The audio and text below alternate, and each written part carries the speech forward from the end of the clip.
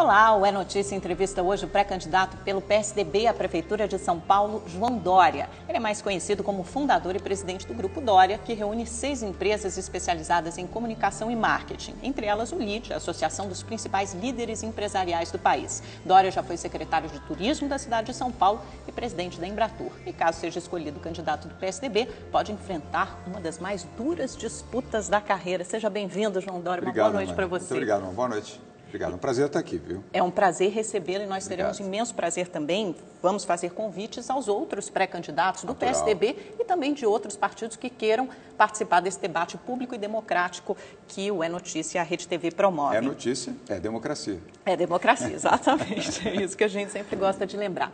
João, gostaria de começar um pouco pela sua infância, porque você tem uma história interessante. O seu pai, a sua mãe, o senhor e sua irmã, né, foram cedo para a França, porque seu pai foi um exilado político, ele era deputado federal pelo PDC na Bahia, começou o regime militar, teve que ser exilado na França. Vocês passaram 2 anos lá, depois o senhor, sua mãe e sua irmã voltaram, e o seu pai continuou por mais 8 anos no exílio. Isso. Como é que foi? Conta um pouco dessa sua trajetória familiar, como é que foi esse período difícil na vida da sua família? Mano, meu pai foi um imigrante baiano, veio para São Paulo, como muitos imigrantes, final da década de 40, início da década de 50, para tentar a vida aqui, tentar vencer. Lutou muito, venceu, se tornou um homem próspero, um publicitário. Meu pai teve uma boa educação, apesar de uma vida muito simples na Bahia. Minha avó era educadora, era professora, e meu pai escrevia muito bem, falava muito bem, se expressava bem e se expressava escrevendo. Se tornou jornalista e de jornalista foi para o mundo da publicidade. E no mundo da publicidade ele prosperou, enriqueceu, se transformou num homem próspero e bem-sucedido. Até que recebeu o convite de André Franco Montoro, na época deputado estadual aqui por São Paulo, pelo PDC, Partido Democrata Cristão. Meu pai aceitou o convite para disputar uma vaga na Câmara Federal, mas ele falou, eu quero fazer isso pela Bahia, pela minha terra. Todo nordestino é muito orgulhoso da sua origem. E ele não foi diferente, foi para a Bahia e se elegeu muito bem. Foi o segundo deputado federal mais votado pela Bahia em 62. E logo na sequência, percebendo ao lado de outros parlamentares que havia um movimento do golpe militar no Brasil, ele se colocou contra o golpe, fez discursos muito fortes na Câmara, defendendo a democracia. Houve ali o episódio que você sabe da renúncia do Jânio, a posse de Jango Goulart. Meu pai defendia a legalidade de que Jango era o presidente, na ausência do Jânio, que pediu a sua renúncia. O vice é que deveria assumir. Claro, e ele defendia a democracia e pagou caro por isso, porque manteve a sua posição, não mudou a sua posição e foi cassado, e foi exilado. E nós fomos, não imediatamente, ele foi imediatamente, foi para o exílio, ficou 2 semanas numa embaixada em Brasília, depois foi para o exílio e foi para a França, que era um dos poucos países que naquele momento concedia asilo político àqueles que eram vítimas de ditadura na América Latina, especialmente no Brasil. Era o contingente de brasileiros, intelectuais, artistas e ex-parlamentares na França era muito grande. E 1 ano e meio depois eu fui junto com a minha mãe. Depois acabou o dinheiro, porque exílio, você não planeja, você não programa, não é uma viagem. É difícil trabalhar, de né? estudo, Tem que ganhar a vida. Tudo. E os exilados brasileiros eram perseguidos pelo SNI, as embaixadas brasileiras tinham agentes do SNI para perseguir os exilados brasileiros, fossem quem fosse, ex-políticos, ex-artistas, intelectuais, escritores, eram todos perseguidos para evitar que pudessem ter alguma força econômica para dialogar e, obviamente, fazer o contragolpe ou o que eles chamavam de contra-revolução. Meu pai sofreu muito, acabou perdendo todo o patrimônio, perdeu tudo que conquistou, só não perdeu uma coisa, caráter e moral. E estes foram os 2 grandes exemplos, foram os 2 grandes legados que ele pôde oferecer a mim e ao meu irmão. E quando o dinheiro acabou, a família teve que voltar ao Brasil e seu pai continuou no exílio? Continuou, ele não podia voltar. Se voltasse, era preso, como qualquer outro exilado. Se voltasse antes dos 10 anos, seria preso. E voltamos, aí começou a fase mais dura da nossa vida, Amanda, porque minha mãe não tinha sido educada para trabalhar. Naquela época, as mães, as mulheres eram educadas para serem mães, para serem donas de casa, para serem boas esposas. E ela sofreu muito, até porque a família da minha mãe, infelizmente, não deu apoio a ela. Ao contrário, se afastou também da minha mãe. E aí começou uma fase muito dura de sofrimento, de privações, de dificuldades. Passamos um período muito difícil. Quantos anos o senhor tinha nessa época? Eu tinha 8 para 9 anos, quando nós voltamos do exílio. Na verdade, 9 anos, quando nós voltamos do exílio. Eu tinha 6 anos quando meu pai foi para o exílio. Eu fui praticamente com 8 anos, com 9 anos, final de 9 para 10 anos, nós retornamos. E aí minha mãe foi a rima de família com muita dificuldade. Todo o conforto que nós tínhamos no Pacaembu, num bairro de classe média, com piscina, com motorista, com empregados, com automóvel, com escola, estudei no Colégio Rio Branco. Acabou tudo isso. Que era um dos mais tradicionais, quer dizer, antes do exílio vocês tinham tudo isso e depois perderam não, tudo. Eu fui estudar em e escola a sua mãe pública, trabalhou como o quê? Minha mãe montou uma pequena fábrica, com muita dificuldade, com enormes dívidas, uma fábrica de cueiro. Você nem sabe direito o que é cueiro. Não sei o que é. As pessoas, obviamente, da nossa idade não sabem, só as pessoas bem mais antigas, porque eram os antecessores das fraldas. Os cueiros eram feitos de flanela e era como você embalava o bebê para que ele pudesse fazer ali as suas necessidades. Depois você lavava e reaproveitava. Foi aquilo que ela fez com muita dificuldade. Passamos um período de privação muito grande, Amanda. Ficamos sem luz em casa. Minha mãe foi várias vezes, eu fui com ela na Caixa Econômica Federal aqui em São Paulo, primeiro andar na Praça da Sé, sabe o que é ali? Setor de penhores. Minha mãe ia penhorar a aliança dela, o par de brincos que tinha ganho do meu pai, as correntinhas, as joias para pagar as dívidas da família. E 120 dias depois tinha que resgatar. Se não resgatasse, tem uma sala, até hoje está lá, igualzinho. Tinha uma sala onde tudo ia a leilão. E seu pai voltou 8 anos depois do exílio? Meu pai voltou quando 8 completou anos esses depois. 10 anos de cassação política, ele pôde voltar? Ele voltou em 1974. Mas aí a vida difícil da minha mãe consumiu minha mãe. Minha mãe literalmente foi desidratada, e em tudo, em alma, em consciência, fisicamente. Ela ficou muito mal. No ano da volta do meu pai, minha mãe morreu. Minha mãe morreu com 36 anos. Isso é uma história Casou tão muito triste. cedo. E ela morreu de tristeza, embora a causa-morte tenha sido pneumonia, ela morreu de tristeza. Eu vi, foi a tristeza da minha mãe, longe do meu pai, tentando alimentar os 2 filhos, tentando sobreviver, solitária como estava. Foi muito triste e foi uma lição de guerreira. Do meu pai, recebi a lição da tenacidade, a lição de moral, a lição de caráter. Da minha mãe, de guerreira, de uma mulher que luta com todas as forças para proteger e alimentar os seus filhos. E como é que começou a história do Grupo Dória? Porque depois disso, o senhor fundou esse grupo que é tão bem sucedido, reúne essas 6 empresas das quais a gente falou. Tem o LID, né, que é o Grupo de Lideranças Empresariais, reúne mais de 50% do PIB do país. Conta um pouco para a gente a trajetória do grupo que o senhor formou, montou. Amanda, eu fui educado para trabalhar e tive que começar muito cedo. Com 13 anos, eu comecei a trabalhar numa agência de publicidade aqui em São Paulo. Para mim era muito importante, não era porque eu gostava de trabalhar, eu precisava trabalhar para ajudar minha mãe. Aliás, não consegui cumprir o compromisso que eu mesmo disse a ela em momentos de choro e de desespero da minha mãe: mãe, eu vou te ajudar, vai chegar um momento que você não vai precisar mais trabalhar, eu vou te ajudar. Não consegui, porque com 15 anos, eu tinha 15 para 16 anos, minha mãe faleceu. Eu não tinha salário ainda suficiente para manter a casa, mas sempre trabalhei com muita tenacidade, com muita determinação, aliás, pelo exemplo da minha mãe e o exemplo do meu pai.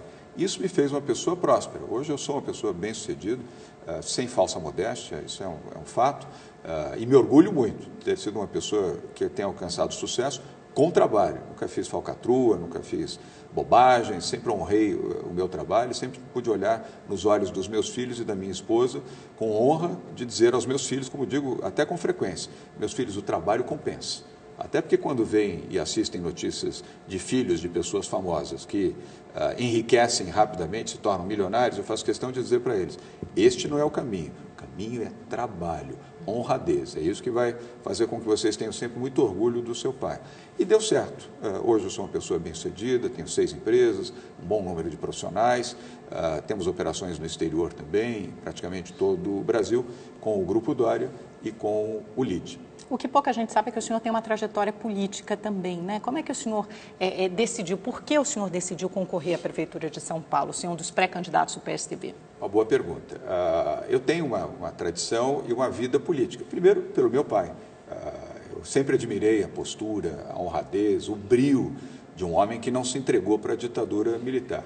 E na volta, curiosamente, a mesma pessoa que foi responsável pela entrada na política do meu pai foi responsável pela minha entrada na política, André Franco Montoro, ex-governador do estado de São Paulo, fundador do PSDB, e naquela época, em 1978, era líder do MDB. E ele me convidou para ser um dos organizadores da sua campanha, que deveria ser para o governo do estado, em 78. O governo inventou os governadores biônicos naquela época. Você se lembra disso, pelo menos na história, você não era viva ainda, eu acho, mas na história você vai se lembrar. E aí fizemos a campanha do Montoro para o Senado. Depois, em 82, para o governo de São Paulo. Depois, em 84, ele me convidou para ser um dos articuladores do movimento das diretas já, coisa que eu carrego no meu coração com enorme orgulho, no meu currículo de vida. Fui secretário do Mário Covas durante 3 anos, Covas prefeito, fui secretário de turismo, presidente da Paulistur. Foi aí que eu me encantei muito com o Mário Covas, outra grande figura do PSDB, tanto quanto o Montoro. Depois do Mário Covas, eu fui presidente da Embratur, mais jovem presidente da Embratur, com 24 anos.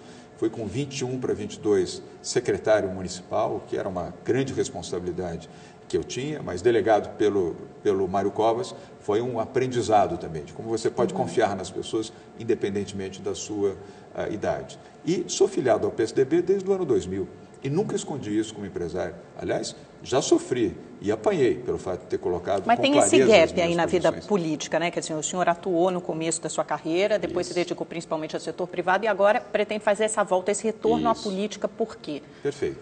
Porque eu gosto do meu país, gosto da minha cidade e estou muito triste de ver o país no estado em que está. O Brasil é um país que não recebe a atenção, nem a decência, nem a gerência, nem a capacidade desde o governo Lula. E eu falo isso com toda a liberdade, aliás, com toda a coragem. Um governo ruim, um governo de máculas, principalmente morais, éticas, e que adotou o princípio de que os fins justificam os meios. Eu não acredito nisso.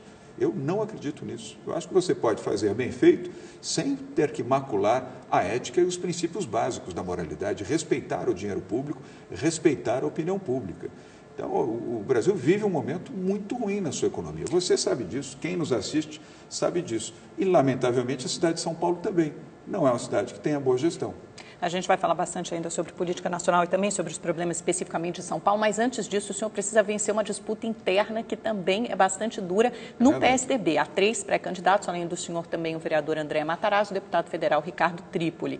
As vantagens deles é que eles têm uma trajetória política mais longa que a do senhor e apoio da máquina partidária. Eles não têm mais chances do que o senhor? Como é que o senhor pretende vencer essa primeira disputa, essa primeira batalha? Amanda, são 2 bons candidatos e eu reconheço os seus valores, tanto do André Matarazzo quanto do Ricardo Trípoli.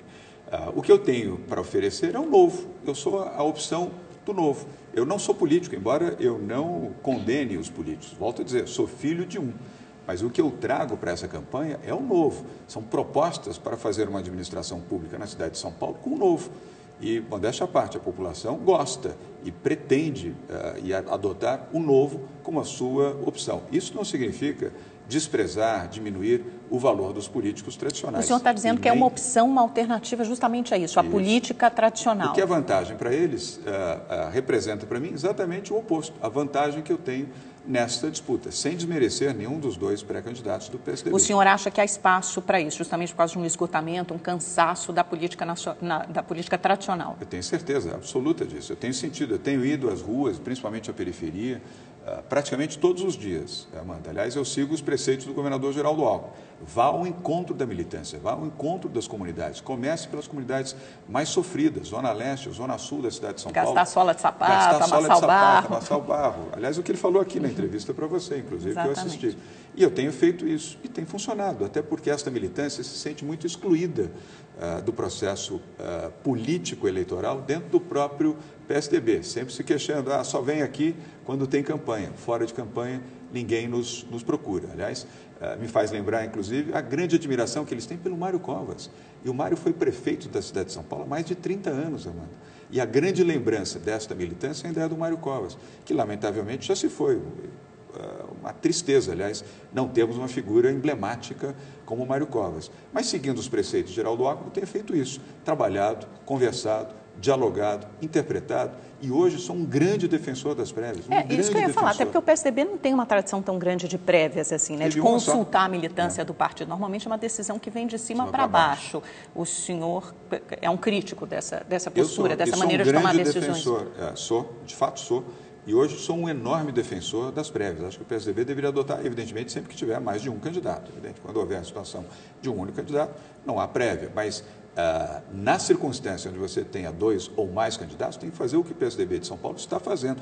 prévias, isso é democrático, é positivo, é o debate da cidade e faz com que você tenha essa experiência real, vivencial, de ir ao encontro da população e disputar com ideias, com propostas, que é o que eu tenho feito. Agora, voltando ao governador Geraldo Alckmin, que a gente citou, ele é hoje o seu grande cabo eleitoral e declarou uma preferência pela sua candidatura, mas desde então também foi muito criticado por outros caciques tucanos, o ex-presidente Fernando Henrique, o senador José Serra, que apoiam um outro pré-candidato, o vereador André Matarazzo. O Alckmin vai participar de fato da sua candidatura? Vocês já conversaram sobre isso? Mano, dá a oportunidade de esclarecer a você e os telespectadores aqui do seu programa na Rede TV. Geraldo Alckmin não é patrocinador da minha campanha. Eu quero ser o candidato do PSDB. Geraldo Alckmin é a maior liderança do Estado de São Paulo. É o grande líder no Estado de São Paulo, é aquele que tem voto, efetivamente, é o governador do Estado de São Paulo. 4 vezes o governador do Estado de São Paulo, inegavelmente. Mais do que o Fernando Henrique ou mais do que o José Serra? O José Serra saiu muito bem nas eleições também, eu né, respeito muito a biografia do José Serra e muito a biografia do Fernando Henrique, de quem sou admirador, confesso, mesmo ele apoiando um outro candidato. Não diminui em nada a minha admiração por ele e nem o respeito pelo Serra, assim como pelo Goldman, pelo Aloysio, que também apoiam o André Matarazzo. Aliás, isso é democracia. Como é que eu posso criticar alguém que tem a sua preferência? E aí vem a pergunta, por que criticar o governador de São Paulo se ele tem a sua preferência? O que ele tem de ilegítimo em relação ao Serra, que tem mandato e é senador da República, ao Fernando Henrique, que é o presidente de honra do PSDB nacional, ao Aloysio Nunes Ferreira, um excepcional senador, no exercício da sua função pública, manifestaram as suas posições. Mas fato é, candidato, que desde que ele manifestou essa preferência pela sua candidatura e ele foi muito criticado, ele vem mantendo uma posição um pouco mais reclusa, um pouco mais retraída. Ele vai entrar, de fato, na sua campanha? Não acho que, nesse momento, haja necessidade de entrar em nenhuma campanha, porque eu estou disputando com as minhas ideias, com as nossas propostas, eu não me apresento... Mas é porque ele tem influência, né? Imagino, sobre vários diretórios, sobre a militância, mas ele poderia ajudar. Primeiro, eu não faço campanha ao lado dele, e nem uso o nome do governador, Geraldo Alckmin. Eu exalto o governador pelo respeito que tenho. Mas seria uma ajuda bem-vinda? Eu acho que depois das prévias, Amanda. Antes nesse não, momento, durante não. as prévias não. Nesse momento não. Acho que nesse momento é o respeito que eu tenho por ele, o respeito que ele tem por mim, na sua postura democrática, ele pode manifestar a sua simpatia, mas manifestar a simpatia não é colocar a máquina do governo, não é fazer articulações em prol de uma candidatura. Isso ele não faz. Aliás, quem conhece Geraldo Alckmin sabe que ele nunca faria isso. Não é da sua postura. O que nós estamos ganhando posição mas é pelo até nosso uma trabalho. palavra dele é capaz de mobilizar muita gente, né? Por causa da influência política dele, do cargo que ele ocupa. Você querer cercear o direito de um governador de falar a respeito de alguém é imaginar que nós não estamos vivendo num regime democrático. Não é? Ou democracia só vale para um lado? Para um lado vale, para o outro lado não vale? Vale para o lado que quer ganhar, para o outro lado que quer disputar não vale? O PSDB também precisa aprender a fazer democracia elevada, não democracia lá embaixo. Né? O seu adversário político, André Matarazzo, ele alega que a prefeitura é um cargo de chegada e não de partida, né? Que é como se fosse uma consagração da vida pública e que ele tem toda essa trajetória e experiência política. E o senhor não teria tanta experiência quanto a dele, não representaria legitimamente o PSDB. Como é que o senhor responde a essa declaração? Eu respondo, primeiro, repito, gosto e respeito bastante o André Matarazzo. O que eu vou responder aqui não é nada de forma contrária a ele, assim como ao Ricardo Trípoli, que é outro candidato. Mas eu trago exatamente a experiência privada, aquela mesma observação que você fez no momento da nossa entrevista. Eu trago para você, que é eleitor e eleitora em São Paulo, o novo, a experiência privada bem-sucedida. Eu não trago aqui o ranço da política tradicional. A experiência privada hoje é melhor do que a experiência política? Mas sem dúvida, sem desrespeitar a importância da política, do diálogo e do respeito à democracia. Mas o que a população quer, você que está nos assistindo, quer uma cidade melhor. Você não quer a conversa só da política, você quer ação, atitudes, programas. Você, Amanda, que vive em São Paulo, você quer uma cidade melhor. Se essa cidade melhor puder ser conduzida por um empresário que sabe administrar, que sabe ser um bom gerente da cidade e presente, eu tenho certeza que eu ainda posso conquistar, depois nas eleições, até o seu voto, assim como daqueles que estão nos assistindo. Quer dizer, um empresário é melhor do que um político para gerir a cidade, não quer dizer que seja melhor, mas neste momento, onde a cidade está abandonada, a cidade não tem um bom gerenciamento. O prefeito Fernando Haddad, a quem eu tenho respeito por ele, mas não é um bom gestor. A cidade está abandonada. Aliás, quem diz isso é a população. Pesquisas Datafolha. Mas ele não é nem um político tão tradicional, ele é principalmente um acadêmico, né? Um professor universitário. Mas não é por essa razão. Você pode ser, eu conheço muitos acadêmicos que são excelentes homens públicos e são bons gestores. O próprio presidente Fernando Henrique. O presidente Fernando Henrique Cardoso, um acadêmico, aliás, da mesma Universidade de São Paulo. Que é o Fernando Haddad. Do Fernando Haddad. Antônio Anastasia, um professor universitário brilhante, fez uma gestão competentíssima em Minas Gerais. Então, não é esse o critério. Né? Não é o critério de você, bom, mas olha, eu sou político há 20, 25 anos. Não existe fila em política, existe oportunidade em política. Não há essa situação, olha, bom, então só os anciões vão poder disputar cargos e funções eletivas no plano majoritário, porque os jovens não terão nunca essa oportunidade porque estão começando agora. Agora, candidato, essa luta fratricida no PSDB, que já até é chamado pelos próprios dirigentes de tucanocídio, isso não pode atrapalhar o candidato eventualmente escolhido nas prévias, quem quer que seja ele, e até ajudar o prefeito Fernando Haddad? Não vejo dessa maneira, Amanda. Por quê? Primeiro, prévias. Você tem uma natural disputa nesse período que vai até 28 de fevereiro, ou se tiver um segundo turno, até 20 de março. Isso se acomoda. Depois você tem uma fase seguinte, onde eu acredito que o PSDB vai caminhar unido. Não acredito em tucanocídio, divisões.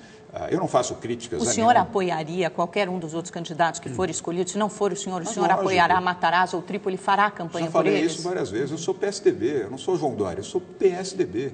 Eu sou filiado do PSDB há 16 anos. Eu tenho boa consciência, boa alma e bom coração. Por que eu vou me insurgir contra, eventualmente, alguém que possa ganhar essa posição?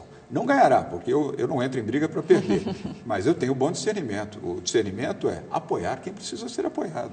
O nosso adversário não está dentro do PSDB, está fora do PSDB. Nós precisamos ter consciência disso. Vamos falar sobre esses adversários já já. Olá, estamos de volta com um pré-candidato pelo PSDB à Prefeitura de São Paulo, João Dória. Um deles, né?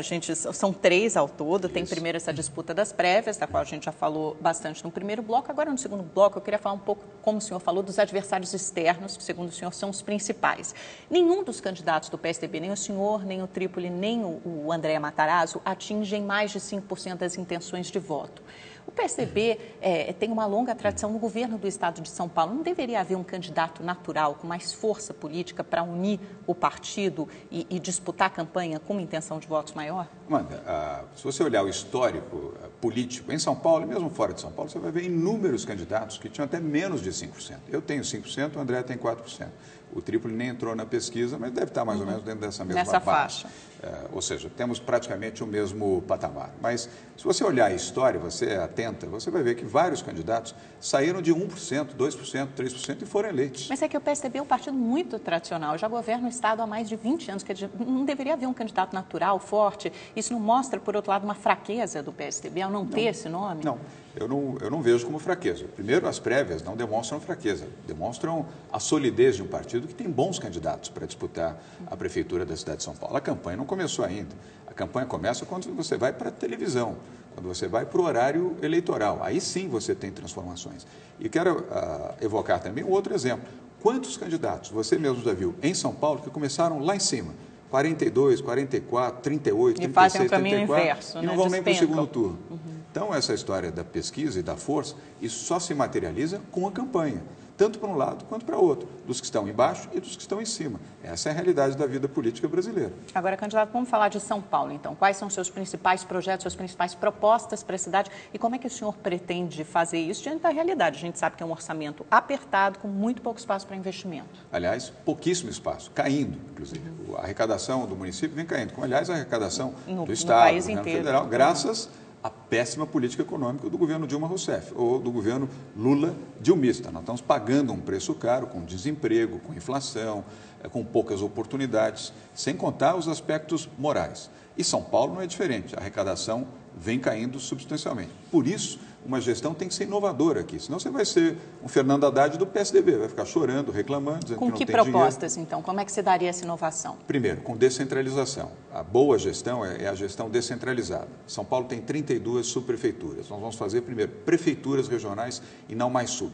Essa nomenclatura de sub, ela já é desqualificante. Em vez de 32, então, diminuir isso? Não. Manter as 32, capilarizar, só que empoderar, dar força, dar poder e algum recurso, porque recursos existem, mas todos eles estão concentrados na prefeitura através das secretarias. Nós vamos descentralizar esses recursos para permitir que os prefeitos regionais, prefeitos ou prefeitas, possam administrar regionalmente. E esses subprefeitos devem ser nomeados diretamente pelo prefeito ou Nomeados. deve haver uma eleição, Lista como até tríplice, sugeriu? o prefeito escolhe aquele que ele entender o mais adequado. Ficha limpa e competência. E representatividade comunitária também. Não vou importar prefeitos, não vou importar coronéis. Essas experiências no passado não foram, na regra, bem-sucedidas. Uma ou outra exceção, mas isso não é bom, não é saudável. Você tem que buscar gente da comunidade. E aí a lista tríplice ajuda você a buscar um bom nome. E se não for bom, troca. Isso é responsabilidade do prefeito. Prefeito, Amanda, tem que prefeitar. Ou você vai para comandar, ou pede para sair, ou nem vai disputar. Ou você tem essa capacidade de gestão comprovada e escolher colaboradores capazes, ou você será um mau prefeito. Aliás, é um dos problemas do prefeito Fernando Haddad. Repito, boa pessoa, um bom professor, mas ele não é um líder e fez uma péssima equipe, E que mais? Ruim. E o problema das creches, essa eterna fila que nunca é resolvida em São Paulo, da saúde? Má gestão, má gestão. As creches, nós temos um déficit de mais de 200 creches na cidade de São Paulo. E a cada 6 meses ou a cada ano aumenta. Por quê? Tem mais crianças, Mas isso não mais depende mães. do aumento de recursos? Nada indica que isso acontecerá. Não é só aumento de recursos, é aumento de capacidade de gestão, Amanda. Porque você pode fazer muitas iniciativas com o apoio do setor privado e com a gestão mais eficiente. Gestão mais eficiente significa menos desperdício de dinheiro e menos corrupção também. Então, o senhor é a favor das parcerias público-privadas? Também de convidar o setor privado para agir, para atuar junto ao poder público? Muito a favor, muito. E isso é perfeitamente possível. Aliás, isso já foi feito em outras capitais, em outros estados e funcionou bem. E o senhor faria isso em que áreas, por exemplo, em São Paulo? Prioritariamente em educação, com as OS, apoiando as OS, na saúde também. A saúde é o mais grave problema da capital de São Paulo, é o tema da saúde. Educação, porque as creches estão debaixo do manto da educação. É uma responsabilidade da Secretaria da Educação. À medida em que você faz parcerias público-privadas, você consegue uma gestão melhor, mais eficiente, dando emprego, remunerando adequadamente e tendo qualidade de serviços. Outra iniciativa que nós vamos fazer é São Paulo Cidade Digital. Você e 99% da população de São Paulo tem telefone celular. Você e uma parcela considerável da população tem algum tipo de computador em casa ou acesso, ainda que seja nas LAN houses. Vamos fazer uma gestão 24 horas. A cidade pode produzir serviços 24 horas para a saúde, para a educação, para a segurança, para serviços que acontecem numa cidade que, aliás, é 24 horas. São Paulo não é uma cidade que dorme, São Paulo é uma cidade que vive ativamente à noite. São milhares de pessoas que também trabalham de noite. O senhor tinha falado também na privatização, né, do estádio do Pacaembu, do Parque de Convenções do AMB, do AMB, do Autódromo de Interlagos. Sempre que o PSDB falou em privatização, o PT conseguiu colar esse rótulo de privatista no PSDB. Isso foi muito mal visto. O senhor não teme que isso possa acontecer com o senhor? Nenhum temor. Pode me colocar e me colar o que quiser. Essa posição é uma posição boa. É boa para o cidadão, é boa para você que está em casa nos assistindo. Sabe por quê? O Autódromo de Interlagos não vai desaparecer. Ele continuará a existir, só que melhor, mais moderno, mais eficiente, mais seguro, com várias iniciativas que hoje ele não pode promover, só que com dinheiro privado e não dinheiro público. E será vendido e por um valor substantivo. E esse dinheiro sabe para onde vai, Amanda? Para a saúde e educação. Para a saúde e educação, porque é o que a população, principalmente a população de menor renda, a marginalizada, mais precisa. E se você der oportunidade a essa população a ter serviços sociais adequados, você vai dar a eles também a oportunidade de terem ali a sua vida melhor. Então não faz sentido nenhum o Estado administrar autódromo. Os autódromos nos Estados Unidos e vários outros países do mundo são todos privados. Por que o Parque AMB, que eu administrei, tem que ser público? Não tem. Hoje não tem mais nenhum sentido. O governo do Estado de São Paulo privatizou o Centro Imigrantes, que era abandonado, ruim, nem promovia feiras exatamente e gerava um enorme prejuízo para o Estado. Privatizou. Hoje ele gera receita, foi modernizado, ampliado, hoje tem ar-condicionado, fibra ótica, tecnologia, está construindo 2 hotéis, está construindo estacionamento. O senhor acha que é a melhor solução? Claro. Aí pode me dar o rótulo que quiser, não tem problema nenhum. Por isso é que faz a diferença entre um gestor privado que vem para a área pública e o gestor público que quer ocupar uma posição pública. Tem medo. Eu não tenho medo de falar a verdade e fazer aquilo que é o bem para a cidade e para a população. Agora, a gestão do prefeito Fernando Haddad, ela é reprovada por 49% dos eleitores, segundo a última pesquisa da Datafolha de novembro. Por que, na sua opinião, apesar do senhor dizer que o prefeito Fernando Haddad é um homem muito correto, a gestão dele é tão mal avaliada? Bom, são coisas distintas. Uma coisa é caráter, outra coisa é gestão. Ele de caráter eu não tenho nenhuma nenhuma reprovação ao caráter do prefeito. A gestão, sim, é um mau gestor. O prefeito não tem experiência vivencial para ser um bom gestor. Primeiro, ficou distante da cidade, da vida da cidade, das lideranças da cidade e das comunidades, sejam as mais pobres, as mais necessitadas ou as mais prósperas. É um prefeito distante. Montou uma equipe ruim, ficou muito vitimizado por equipes ruins e com secretários muito ruins. Salvo exceções, a média é ruim. E uma gestão distante e não inovadora. Qual é a inovação que marca da gestão do Fernando Haddad? Ciclovias? Ciclovias não começaram com ele, começaram com o Gilberto Kassab e o Walter Feldman, que fez as primeiras ciclovias, inclusive das marginais, e as primeiras ciclovias urbanas. Não foi um projeto dele, foi um projeto do Kassab, na gestão onde tinha o seu secretário de esportes, o Walter Feldman, que, por sua vez, sucedeu ao José Serra, como prefeito da cidade de São Paulo. Não tira o mérito, o fato de fazer... Ele ampliou muito, né? Não tira o mérito. Aliás, eu sou a favor das ciclovias, quero deixar claro isso também. O que eu sou contra é o custo das ciclovias e a forma, muitas vezes, equivocada de se implantar ciclovias sobre calçadas e ciclovias onde não há ciclistas. Aí, só para fazer número de quilometragem, não faz sentido. Mas o senhor manteria, como é que o senhor avalia as principais marcas da gestão Haddad? As ciclovias, o senhor já falou, as faixas de ônibus, a redução da velocidade nas vias de São Paulo? Vamos reestudar isso de imediato. Aliás, quero dizer para vocês, sem nenhuma demagogia, assumindo a Prefeitura de São Paulo, na semana seguinte as marginais voltam a ter a velocidade que tinham anteriormente, em obediência ao Código Nacional de Trânsito. Onde já se viu via expressa, você vem para cá, você pega a marginal, a velocidade que você pega para vir e voltar, não faz o menor sentido essa redução de velocidade nas marginais. Um equívoco, uma medida equivocada, erro, falta de planejamento, falta de consulta. Mas não reduz o número de acidentes ou não pode reduzir? Os primeiros números com a velocidade não indicam zero, isso, você vai justamente? ter acidente zero, mano. Se você reduzir, nem que seja 20%, 30% dos acidentes, já é uma redução considerável. Redução né? São vidas que são salvas. Eu respeito a sua posição e também daqueles que defendem isso. Mas, historicamente, em qualquer país, seja país latino-americano ou país do primeiro mundo, não é assim. É educação no trânsito e sinalização adequada. Pergunte para a população que está nos assistindo agora, aqui em São Paulo, se ela está feliz com a quantidade de multas que recebe quando anda a 42 km por hora numa via onde ela podia andar a 50 ou a 60. Ou numa marginal onde ela está a 72 quilômetros e ela é multada porque ela excedeu na pista expressa a 70 quilômetros. O senhor acha que virou uma indústria da multa? Claro que virou. A índole é essa, não é para a defesa do cidadão, nem a proteção às famílias que usam o automóvel como meio de locomoção. O princípio fundamental foi gerar arrecadação.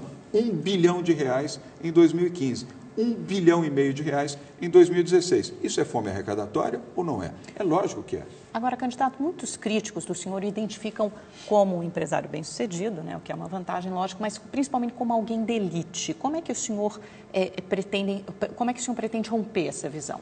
Amanda, é muito simples. Para você disputar uma eleição, você precisa de certificado de pobreza? Algum lugar está escrito isso? Você precisa ser pobre para disputar a eleição? Eu não vejo por que essa discriminação a priori. Quem vai fazer esse julgamento é o eleitor.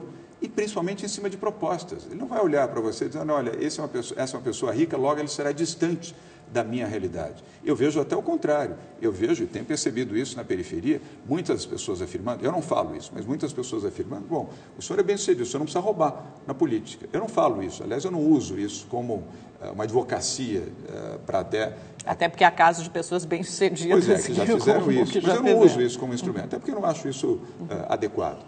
Mas o entendimento de muitas pessoas é que você, pela sua experiência empresarial, pode, desde que você, de fato, represente e atenda ao interesse dessas camadas mais simples da população, agora, que é o que eu tenho feito. Como é que o senhor pretende vencer, imagina vencer, por exemplo, o favoritismo de pessoas muito conhecidas na periferia, como a Marta Suplicy, como o Celso Russomano, que são outros dois pré-candidatos à Prefeitura de São Paulo, e que se identificam, quer dizer, com os quais a população da periferia se identifica muito? Quer dizer, por que votar no senhor e não nessas pessoas? Mano, eu respeito, primeiro, todos os outros candidatos, a Marta, o Russomano, assim como o próprio Fernando Haddad, que na minha visão, aliás, será, apesar da má avaliação, será o candidato mais difícil do PSDB vencer, será o Fernando Haddad. Com isso, não estou desmerecendo nem o Celso Russomano e nem a Marta Suplicy. São bons candidatos. Como vencer? Com propostas inovadoras, que é o que nós temos feito. O único candidato que tem apresentado propostas efetivas de ações somos nós. Por que o senhor acha que será mais difícil vencer o Haddad do que os outros? Porque a máquina pública da Prefeitura, num ano de desemprego, de dificuldade econômica, de recessão econômica,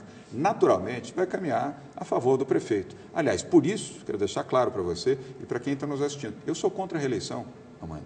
Historicamente, sou contra a reeleição. E, olha, ao falar isso, sou contra, inclusive, vários grandes nomes do PSDB, que são totalmente a favor da reeleição. Eu sou contra, porque a reeleição traz um viés muito injusto, porque favorece de maneira ostensiva quem está no cargo.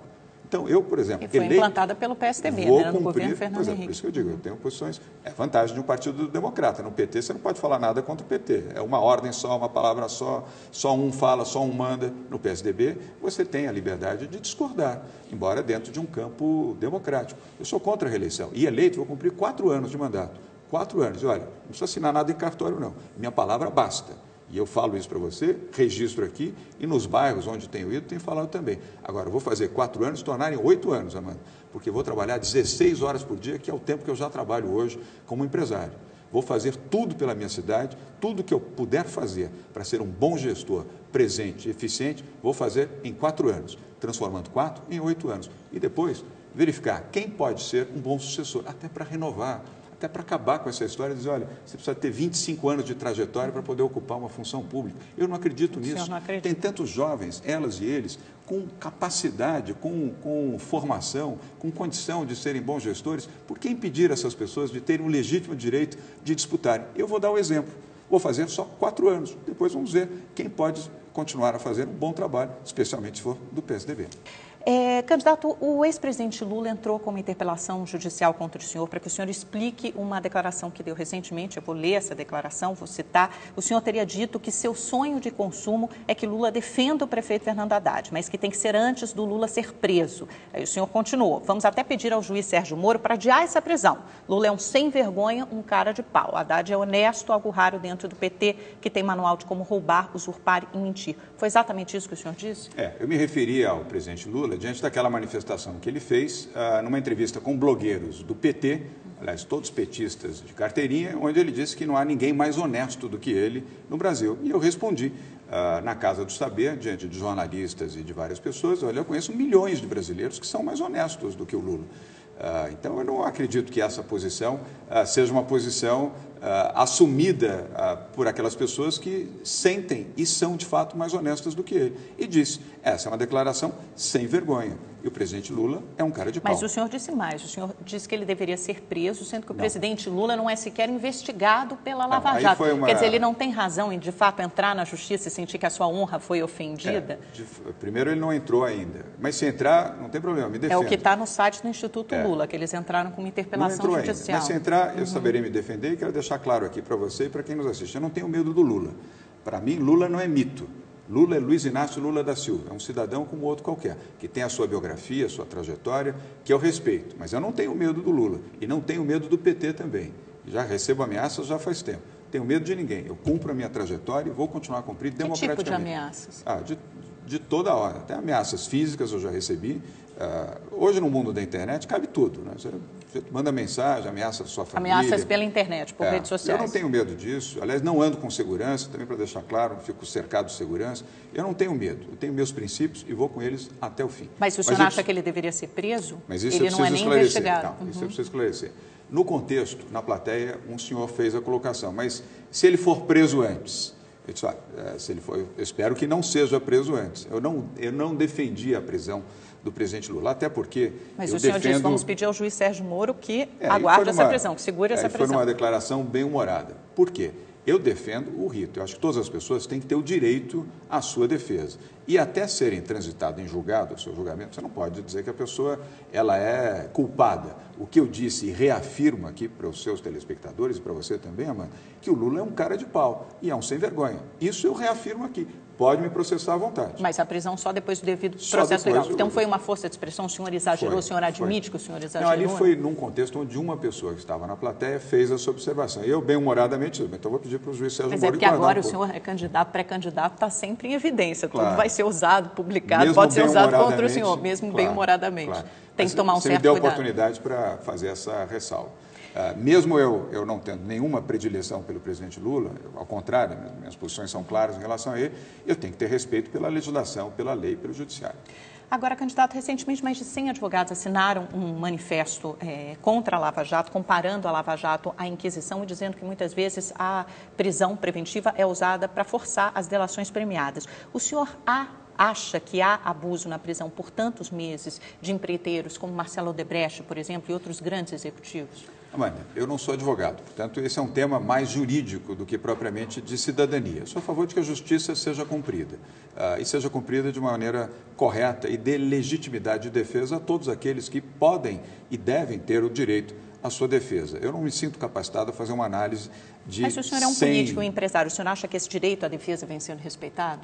Acho que talvez de maneira geral, sim, mas sempre numa situação como essa, o tamanho de uma operação Lava Jato, você pode ter circunstâncias onde algumas injustiças foram cometidas. Eu espero até que estas injustiças possam, primeiro, ser corrigidas e depois servir de exemplos para que não aconteçam. Mesmo você acertando majoritariamente, na justiça, quando você comete algum erro desse tipo, você fere, às vezes, até mortalmente a moral, a honradez e a trajetória de uma pessoa. Como aconteceu com o André Esteves, por exemplo, que foi preso durante algumas semanas, depois solto. O senhor conhece pessoalmente o André Esteves, o Marcelo Odebrecht? Conheço, é um caso específico. Eu acho que, no caso do André Esteves, por exemplo, você se refere, de fato, houve ali uma precipitação e uma medida, vamos dizer, preventiva, eu diria, dura demais. Ele não ia sair do Brasil, não ia fugir do Brasil, não ia nenhuma circunstância. Ele foi citado num depoimento e sofreu uma consequência muito dura na sua vida pessoal, familiar e empresarial também. Eu defendo as investigações. Então foi um erro prendê-lo, foi uma precipitação. Nesse caso, acho que houve um exagero. No caso do Marcelo Odebrecht, seguindo esse mesmo raciocínio, há um exagero? Ele pode fugir do país, pode atrapalhar as investigações? Eu não conheço detalhes das acusações em relação a... Mas são fatos distintos. Diferentes.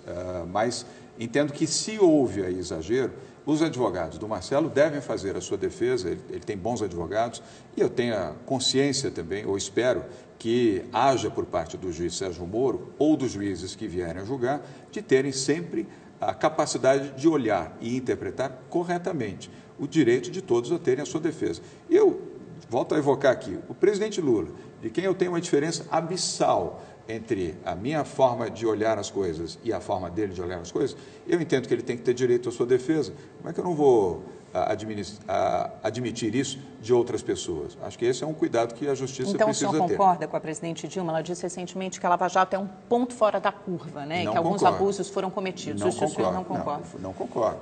Isso na visão dela. A Operação Lava Jato é a mais importante operação que o Poder Judiciário já fez na história do Brasil. Que é isso? Você querer desqualificar, daqui a pouco vão chamar o juiz Sérgio Moro de golpista, só que faltava. O fato de você ter uma operação dessa dimensão, que condenou principalmente petistas, muitos que estão presos, como você sabe, quem nos assiste sabe também, outros estão com tornozeleira eletrônica, cumprindo a prisão domiciliar, é porque efetivamente fizeram falcatruas, roubaram dinheiro público e merecem a punição que estão recebendo. Falando um pouquinho sobre política nacional, o impeachment da presidente Dilma Rousseff perdeu força depois que o Supremo tomou aquela decisão de barrar a chapa alternativa eleita pela Câmara dos Deputados. Na sua opinião, ainda há chance desse clamor por impeachment sofrer uma retomada, quer dizer, crescer neste começo do ano, ou o Congresso deveria virar essa página, até para que o país volte à normalidade e consiga resolver essa grave crise econômica? Bueno, impeachment não é questão de normalidade ou não normalidade, é um preceito constitucional. Está na Constituição. Não é golpe você propor ou apresentar propostas de impeachment. O PT fez isso largamente contra o presidente Fernando Henrique e nunca o presidente Fernando Henrique nem o PSDB acusou o PT de ser golpista. Eles fizeram o que naquele momento entenderam que deveriam fazer. Sinto sim, do ponto de vista de clima político, concordo com você. Há um clima hoje muito menos favorável ao impeachment do que existia talvez até outubro do ano passado. Hoje a possibilidade do impeachment é bem menor. Mas o senhor acha que o PSDB deve insistir nessa tese do impeachment ou deve colocar o pé no freio? Eu acho que o PSDB deve exercer o seu papel de oposição, e oposição se faz fazendo oposição. Evidentemente, oposição consciente, conscienciosa, cuidadosa, com análise dos fatos. A Operação Lava Jato está em curso ainda. Ela não acabou, ela não tem o seu final. E ela passa muito próximo do Palácio do Planalto. Então, se ela prosseguir e identificar fatores que possam legalmente amparar um impeachment ou uma cassação, isso está dentro da legislação, está dentro da Constituição brasileira. Agora, impeachment pelo impeachment, ou fazer acusações apenas a ermo pelo fato de ser oposição, isso quem sabe fazer muito bem é o PT, o PSDB não faz. A presidente Dilma confirmou recentemente que vai procurar a oposição para conversar em torno de uma agenda mínima para o país. O PSDB deve se sentar à mesa com Dilma para conversar? Pouco tardiamente, né, Amanda? O país afundando agora, que ela vai buscar soluções junto com a oposição, o país afundando. Mas justamente por isso a classe política recessão, 2 anos de recessão, perspectiva de recessão em 2017 e 2018, a maior recessão da história da República Brasileira. O maior desemprego da história, 1,5 milhão de desempregados no ano passado, 600 mil no primeiro semestre desse ano, podem chegar até mais 2 milhões, ou seja, 3,5 milhões de desempregados em 2 anos. Inflação elevada, as pessoas estão sofrendo com a inflação, as pessoas mais simples não conseguem mais fazer as suas compras de casa pelo mesmo valor que tinham há 1 ano, 2 anos, e muito menos há 3 anos. Agora que ela vem pedir o apoio, uma conversa democrática, um pouco tardiamente, né, presidente Dilma? Fizesse isso antes, não agora. Mas ainda tem tempo de se sentar? Deve se sentar à mesa? Há que se conversar com os líderes do PSDB. Eu não sou líder do PSDB. Há que se falar com o governador Geraldo Alckmin, presidente nacional do partido, o senador Aécio Neves, o presidente Fernando Henrique Cardoso, que é o presidente de honra do partido, e as lideranças que estão no Congresso Nacional, no Senado, na Câmara, e que são os líderes que comandam o PSDB. O senhor sentaria nessa mesa? Eu prefiro não responder, porque não me cabe essa resposta. Eu sou um filiado do PSDB e um cidadão que coloca as suas opiniões de forma muito clara. Neste caso, eu acho que é um entendimento que tem que ser trabalhado com aqueles que lideram o partido e que devem ter as suas razões para sentar ou não sentar com a presidente Dilma. Uma última pergunta antes do nosso tradicional pinga-fogo. Quem deve representar o PSDB nas eleições de 2018? Serra, Alckmin ou Aécio Neves? Clara a minha posição, Geraldo Alckmin. Eu respeito muito o Aécio Neves, sou amigo do senador Aécio Neves, é um político do bem, conheço de muitos anos, nós somos amigos há 35 anos e respeito o José Serra. Mas entendo que neste momento, para a vida política brasileira, a alma, a trajetória, a biografia e também o fato de vir do maior colégio eleitoral brasileiro, que é São Paulo, Geraldo Alckmin compõe o perfil e a biografia necessária para vencer o PT. E o Lula, que você pode ter certeza, será candidato em 2018. Se nós não tivermos, evidentemente, aí uma situação antes disso que impeça a continuidade do governo da presidente Dilma. Mas para enfrentar o Lula, Geraldo Alckmin é um nome com mais força e densidade, sem nenhum desrespeito, volto a dizer, a Aécio Neves e a José Serra. Então vamos lá ao nosso pinga-fogo, eu falo o nome de alguém e o senhor responde com uma frase rápida. Sérgio Moro. Um herói do Brasil. Eduardo Cunha. Um mau político. Marina. Uma pessoa de bem. Serra. Um bom político e um bom gestor. Alckmin. Excelente gestor, excelente ser humano, um homem modesto, um exemplo. Aécio Neves. Um bom político, um bom jovem, um bom brasileiro. Lula. Um mau brasileiro, um mau exemplo. Dilma. Uma equivocada. João Dória. Um apaixonado pelo seu país. Muito obrigada, candidato. Obrigado. Foi um prazer recebê-lo aqui nessa quase uma hora de entrevista. Boa sorte, tudo de bom para o senhor. Obrigado, Amanda. E volte sempre, as portas estão abertas. E Obrigado. agradeço a você também que nos acompanhou até essa hora. Muito obrigada pela sua audiência. Tenha uma excelente semana. Assista novamente, as entrevistas estão todas lá no nosso site. Você também pode nos acompanhar pelo Twitter. Os endereços aparecem aqui embaixo no seu vídeo. Uma ótima noite e até segunda-feira que vem. Até lá.